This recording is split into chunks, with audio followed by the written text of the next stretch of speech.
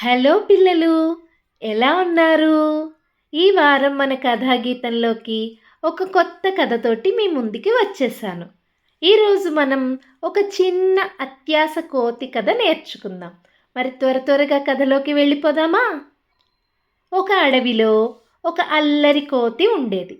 అది రోజంతా ఆడుతూ, పాడుతూ, ఎగురుతూ, పండ్లు తింటూ గడిపేది. ఒకరోజు దానికి చాలా ఆకలేసింది. ఏమైనా టేస్టీగా తినాలనిపించింది. దూరంగా ఒక పెద్ద మామిడి చెట్టు కనిపించింది. ఆ చెట్టు నిండా చాలా మామిడి పండ్లున్నాయి. కోతి ఆనందంగా చెట్టెక్కింది. ఒక పెద్ద పండు తీసుకుని తినబోతుండగా అది జారిపడింది. కోతి కోపంగా, అయ్యో, ఇలా పడిపోతే ఎలా అనుకుంది. అప్పుడు దానికి ఒక చిన్న సిల్లి ఐడియా వచ్చింది. అన్ని పండ్లు ఒకేసారి కింద పాడేసి తర్వాత సులభంగా ఒకేసారి అన్నీ తినేస్తాను అనుకుంది. అప్పుడు అది చెట్టుని బలంగా ఊపింది. చాలా పండ్లు కింద పడ్డాయి.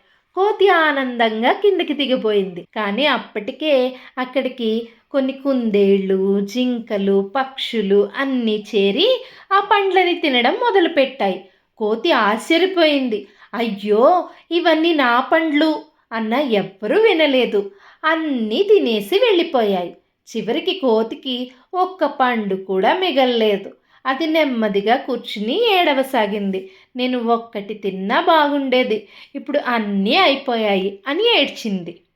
ఇందులో నీతేమిటో అర్థమైందా మీకు?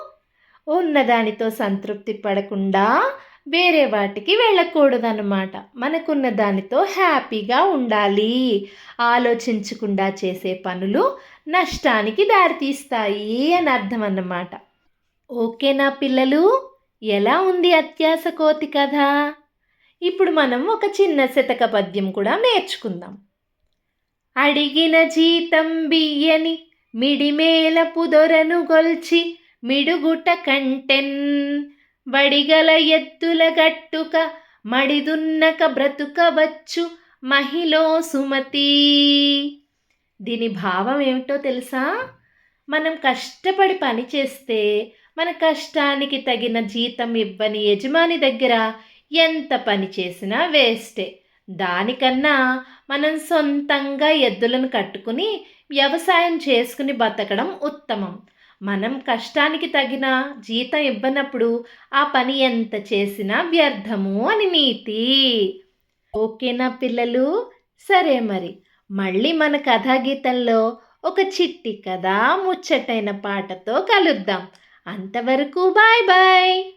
హలో, మీకు కనుక ఈ కథ నచ్చితే లైక్ చేయడం మర్చిపోకండి. అలాగే షేర్ చేసి సబ్స్క్రైబ్ చేసుకోండి.